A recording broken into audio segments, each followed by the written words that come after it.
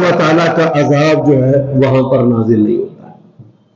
اور نبی علیہ السلام نے فرمایا جب اذان دی جاتی ہے، فرمایا کئی کلومیٹر نبی علیہ السلام نے مدینہ میں ایک مقام کا نام لیا جو کئی کلومیٹر دور تھا. فرمایا شیطان جو ہے وہاں پر بھاگ جاتا ہے اور اس کی حالت جو ہے وہ ناقابل دید ہوتی ہے، انتہائی مکروہ، کہ پاد مارتا ہوا بڑی بے بسی کی حالت میں وہ بھاگ جاتا ہے.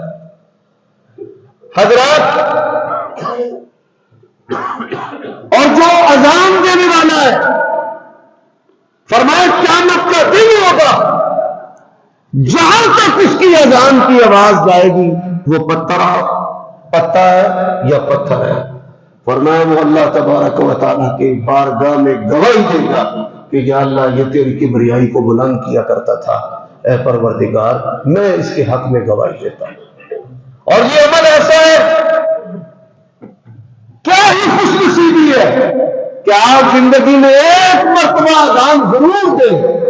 اور نبی علیہ السلام کا فرمان ہے جو آدمی 12 سال تک اذان دیتا ہے، نبی کریم صلی اللہ علیہ وسلم نے فرمایا ایسا شخص جو ہے وہ جنتی ہے. دیکھیے